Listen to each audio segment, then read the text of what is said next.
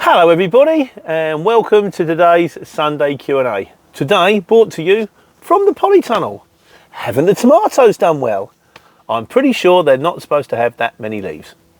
I think they're supposed to be tomatoes, not plants. But as with everything in my life, I haven't got a clue what I'm doing. I just keep bumbling along, meandering, doing the best, putting one step in front of the other and hoping beyond experience that everything's going to work out okay. So I'm going to get some tomatoes out of them. I'm sure the plants are very happy. I'm sure that's how they grow in the wild. Is that not how tomato plants are supposed to look? I don't know. But yeah, so yeah, on the subject of which, you know, bit of a different background. The channel's kind of at a bit of an impasse at the moment because in the old days, it was sort of like I was driving a van and then commenting. Every time something went wrong, I thought, I didn't understand something, I wrote about it or commented on it. Then I was driving the lorries, and in lorries take breaks. You've got to take 15-minute break, half-hour break, 45-minute break. I know what I'll do. I'll stick a video. Now I'm in the office, it's constant. It's weird. You could go like an hour when nothing happens, but you've always got something to do. There's always something to do on a computer, something da. Or put your phone on airplane mode because you think I'm going to make a 5-minute video, a 3-minute video, turn it off airplane mode and you've missed 5 calls, which you've then got to sort out. So you can't really, it's one of those kind of things, it's a bit like, you know, being a rock star, which in fairness I am kind of a bit of a rock star. Not a rock star. It's all very much hurry up and wait. You know, there's something going on all the time, and sort of, and you kind of on call all the time. From, you know, I'll get a phone call, a wonderful phone call this week, at 6:45 in the morning. The shipper's been in touch. No, the customer's been in touch. We've looked at you on the tracker. The tracker says you're on site, but the customer says you're not on site. So I rang the driver. I said, "Morning, John." He said, "Morning, Pete. How you doing?" "Yeah, lovely." "How's it going, mate?" He said, Yeah, I've been here since 6:30. I'm sitting on the bay waiting to get loaded." Right. So I phoned them back and went, "Yeah, he's sitting on the bay waiting to get loaded." She went, "Okay." Do you really have to do these things? I don't know. It's like, I'm still getting me around PODs and time on invoicing, and we do our PODs differently to the way that I did before. Going to be another video. We don't post in the old days. If you go back to my original video, it was post everything. No. We're 21st century now. It's got to be uploaded, but I've got my ways around that. So there's going to be a lot more videos on how the CX works behind the scene. Basically, because that's what I'm doing now. But obviously, I've had a bit of a steep learning curve, and I don't want to come straight in at the deep end and go, well, this is what you do, and then a week later and go, do you remember that video I showed you last week? Yeah, that's completely wrong. So I've had to sort some of it out, but I'm hoping to try and show you how the CX works, how the computer system works, how many bids we get, what they look like when they come in. Just so if you're driving a van, you'll see the other side of the things. If you're shipping, hopefully you'll turn around and go, yes, Pete, you're doing that wrong, which I'm sure I am. In which case, slowly but surely, we all get edified. So that's it. They're coming. The problem is finding. I think what I'm going to have to do is I'm hoping that tomorrow morning I'm going to get up and I'm going to try and make a few, because I'm going to put a few load bids on. The other thing you don't want to do, so show. This is something. This is a personal thing, which is if you put a job on, saying going from here to here. So I'll do a pretend job. Picking up from a pub round from me, going to a pub in, say, Milton Keynes. If you put it on a Monday, you're going to get people bidding on the job. But I know it's not a real job. And I feel bad, because people go, oh, yeah, that's the one I need. Yeah, I'm in Dunstable right now. I'll give him that cheap. And then it goes. And you think, oh, how did I lose that? And that's not fair. But if I do it on a Sunday morning, there's less chance there's going to be people going, I need that. So I'm going to try and do it tomorrow. I'm going to try and do a couple to bang it up to show you what my life is like now, what life is like on the CX, on the computer kind of side of things. And of course, would still be the usual stuff. So that's it. So that's just your little thing at the beginning there. Also on the introduction, Jet Wash Jerry, where's me contraband? Not everybody who watches this channel is a courier driver. Some people do other things as well, and he's kind of a family friend. And he kind of went out to visit his son over in Austria, and the wife still smokes. I don't. I gave up, like, you know. And where is it? No, in fairness, I understand, mate, and we still love you dearly. Fantastic. I just thought the only reason I said it, I thought you might like a mention. So, mind you, if anyone can get cheap cigarettes, don't even go there. Right, so that's the right. So this week's video was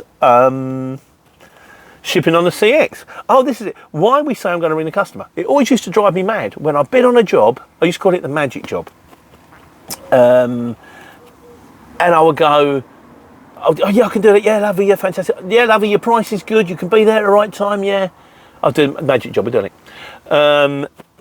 And they go, I'm just going to ring the customer. And I'll go, because it doesn't exist. And then you'd wait and you'd wait and you'd wait and nothing would come back. And the other one that you always used to frustrate was, can you hang on while I ring the customer? And I used to go, well, what happens then? So I've been on 4 jobs. So I say to you, yes. The other 3 jobs then ring me and go, would you like it? And I go, I can't take it now because I'm waiting for the first job to get back to me. And then they either A, ring you back and go, it's not going ahead, or B, and what happens 95% of the time, everybody, they don't ring you back. So I say, can you hang on? And it's like, well, what do you mean, can I hang on? You know, sort of, I'm going to ring the customer, butters, no parsnips. But now I find myself in the same situation. So I've seen it from the other point of view. So anyway, what you guys had to say about it. Johnny Boy says, valuable information, CX, thanks for your viewpoint. Like I say, it's coming, Johnny, it's coming. I'm learning it, it's all coming. Shane Hardy says, so when the shipper says, let me ring the customer, it's because the customer is wanting to play price roulette. It's not so much that. It's more, they want to be happy with the price. They don't want to be in a situation where they say, I need a van, and you go, okay, I'll get you one. And then the invoice comes through, like, you know, on the email a day later, and they go, I've sent a van from Dunstable to Milton Keynes, and you've just emailed me for £500. And you go, that's the best price I can get. There's only one van on there at the moment, and you know, you said you wanted it, so I booked it. So they just want to okay the price. So as long as you're in, as long as you're in certain parameters, and most bids do come in within certain parameters anyway, as hopefully I'm going to be able to show you, you're okay. But it's not really a matter of price roulette. It does make it difficult though. You really want your customer to give you an indication of what they're prepared to pay on the job. You really want your customer to go, you know, well, normally for that job they pay that kind of money. If you get it in cheaper, brilliant, you're a winner. If you get it and it's more expensive, you have to swallow the extra bit so you make less money on the job, maybe even sometimes no money on the job, to keep the customer happy so the customer gets a regular price. This is what I think. But like I say, those of you that got a better idea than me, which is, let's face it, everyone, if you can leave it in the comments and help to educate me, this is how we all hope to move forward. If not, I'll just work it out myself. Hong Kong Fooey says, a job pinged up a few weeks ago that was listed by multiple shippers. How many times that happened, guys? Oh, there's 5 jobs on the CX. They're the same job. What's happened? Anyway, so what does he say? I bid on them all basing my fee on distance and payment terms. Yeah, payment terms. Get me on that one. 60 days still, some people. Bit naughty that. In the end, I got 45 days EOM on the job, which surprised me.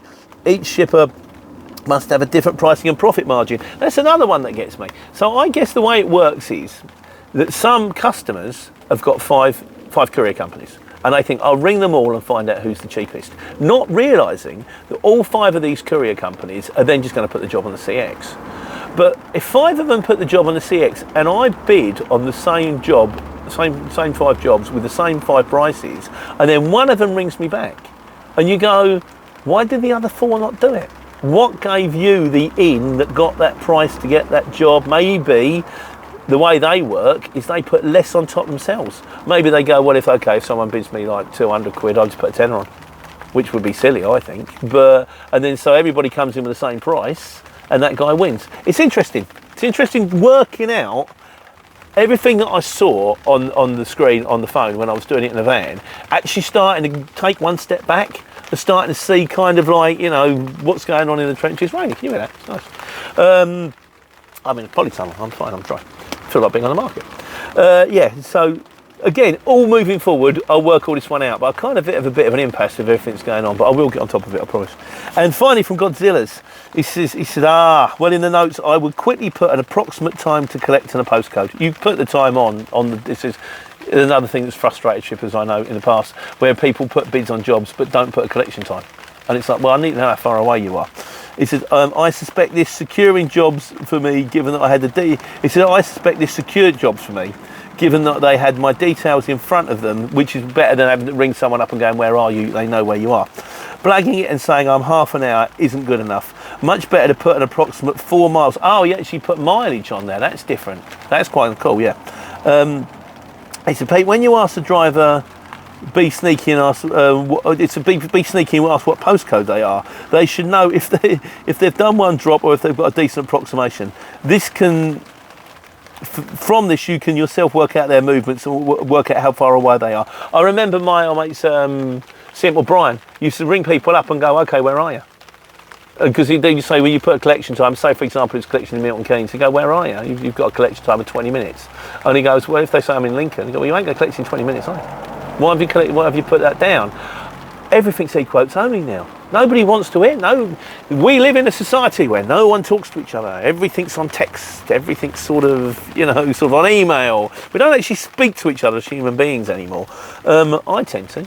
Admittedly I do the e-quotes, but obviously when the e-quote comes through, and I recommend this to all shippers, don't just send a job through. Ring them and go, you've quoted on my job. Where are you? Are you still available? These are the terms. You do realise what it is. You have got a tail lift. You can fit in 1.6 metres high. That kind of thing. Because occasionally, and people have done it with me. I've done it this week. I actually sent one of the lorries down, missed it on the booking. It was in Guildford Way, got down to halfway towards Brighton, Horsham, and turned up. The pallet was 2.5 metres high. You're going to struggle to get a 2.5 metre high on any 18 tonne. It's more of an Arctic. Even our highest vehicle has got my old truck has got 2.45 through the middle, I missed it. They were very good about it. They went, okay. People are calling me Pete. Maybe they watch the channel, I don't know. Or maybe they just know my name. But they went, okay, no problem, we'll knock that one off. I felt bad because I felt like I'd let somebody down. I don't like letting someone down. I also did another schoolboy error. I did a link to this video. I'll do a little video there, which is 3 things not to do on a CX.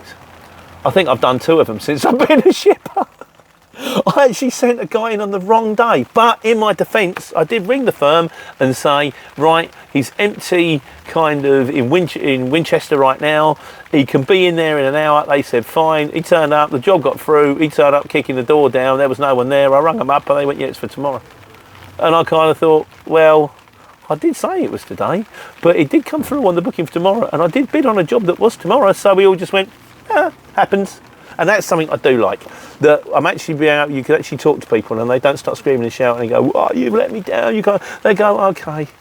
Everybody kind of knows. I think when you get into the sort of the swing of things, this is what I'm hoping, this is what I'm talking about with moving forward, when you get the swing of things, we all kind of work together and go, okay. And we've got a decent reputation.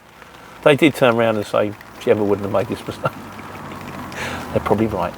Right, so that was shipping on the CX. Like I say, I'm going to do some. I've worked out the only thing. Oh, right, Wise Guys. We're on to the Wise Guys. First question on the Wise Guys is from Pete, the courier driver, who would like to know, when you're recording a screen on Windows, there's a thing called Game Pass or something like that. I want to know, is there a way that I can record? I will look into it. I think it's supposed to work and for some reason it doesn't. The best way to record the computer screen, because that way what I can do is I can stick a camera facing the screen. I can stick a camera, I've got a few cameras now, camera facing my head, and I can record the screen as well, and I can cut them all together, and that's the best way I can think of to show you guys what I'm doing and what goes on the CX platform. And even if you're not a shipper, even if you just run a van, I think it would be interesting to actually see what goes on the other side of things. And it just, sort of clues you in a little bit, so that's a question from Pete. Anyone knows? If not, I'll try and figure it out myself during the week. David Batchelor, we're still trying to get to the bottom of this. He said, Pete, the 12-hour drive is for trampers because they can't sleep in their cab on a Friday. So if they've worked on the previous Saturday, because it would mean that they wouldn't get their 45-hour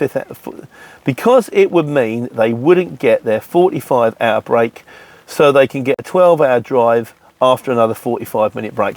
Again, I still don't understand this. As far as I know, you can't drive. This is the God's truth. You can't drive more than 10 hours. Really, it's 9 hours, but twice a week you can drive for 10 hours. And I know that's the Janet and John version, but you can never drive for 11 hours or 12 hours in one day. If there is a way that you can do this, if someone could clarify it for me and I could pass it on brilliantly, but I'm pretty sure you can reduce your break from 45 hours at a weekend to 24 hours. I know that, and you can do that 2 weeks running, but you have to have 2 weeks after that to make it. I kind of understand it's to a degree, but I am pretty sure that there's no way, you know, that we can drive for more than 10 hours in one day.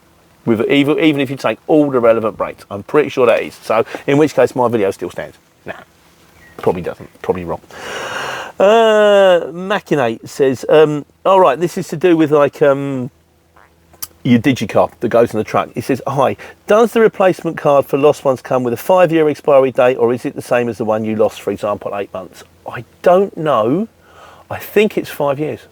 I mean, I did actually replace the card and then found my old card, and I can't remember which one I'm using, but this one goes out to the wise guys. So if for some reason you lose your digicard, I think you have to pay for a new one. So you apply and you pay for a new one. Does that one come in with a 5-year warranty, or does it come in the same as it was before, and then you still have to do the same after the 8 months? Please let us know, and we'll let Machinate know.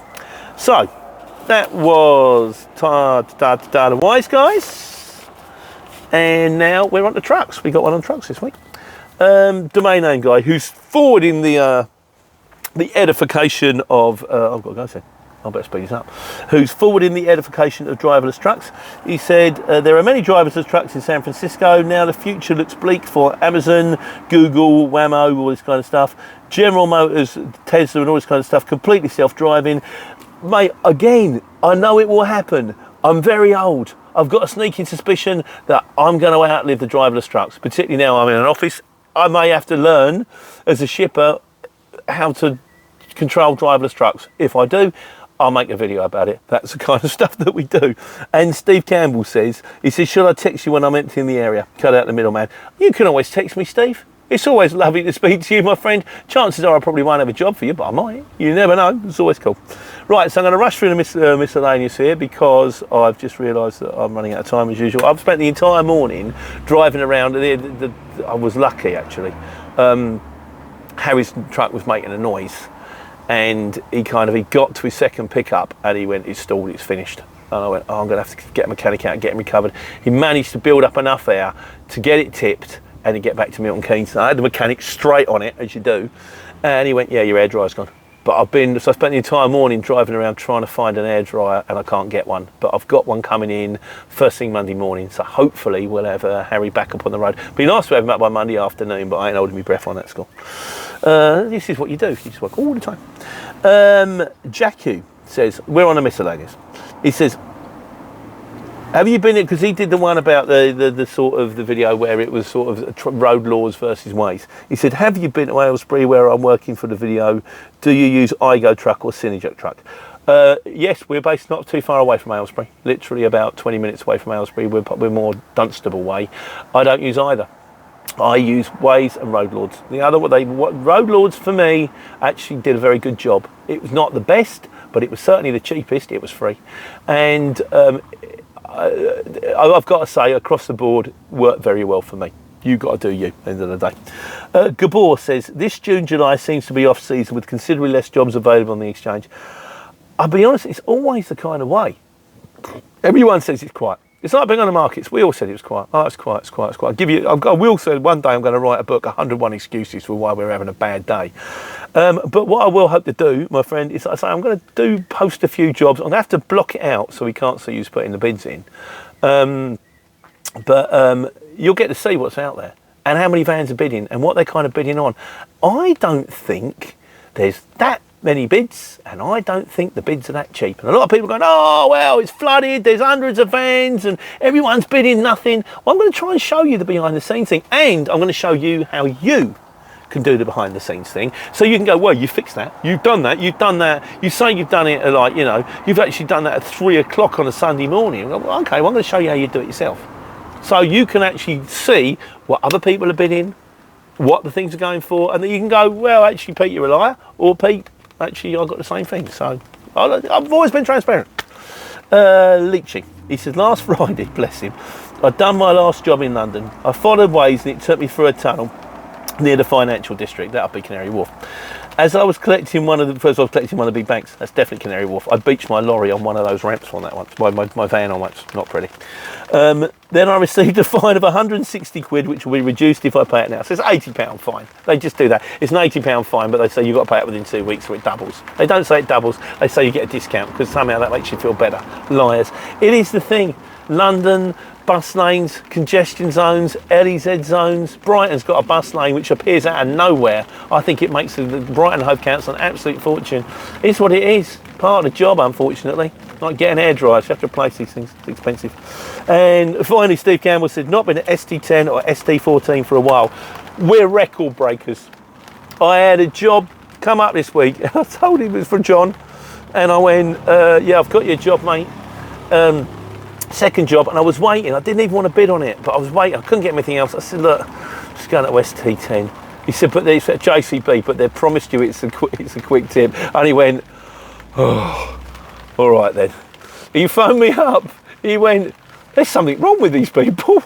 I went, why? What's gone on? He said, I was in and out in 15 minutes. And I said, yeah, apparently this is like urgent load. They need it. He went, I've never known the like of it. I've never known the like of it. It takes me 15 minutes to get in and out of it. He said I was in and out like a rocket, so that's always pleasing. And finally, in conclusion this week, this is to do with the ex-Goody satnav one. I've done one on that in the past. Look it up if you like. Labella says, I've inherited this with my motorhome I just bought. Mainly put to the reversing mirror though, as it's geared up for a larger vehicle. I thought I'd learn how to use it. Thanks for the honest vlog. And just to let you know, Labula is a watercolour artist living in the Pyrenees. Like I said, it's not all courier drivers, it's not all van carrot drivers. Jet Wash Jerry, love you dearly, mate. That's fine. And yeah, I've got to do some videos for you guys tomorrow. I know I'm falling behind, but like I say, it's been a bit of a steep learning curve, and hopefully I'll jump on top.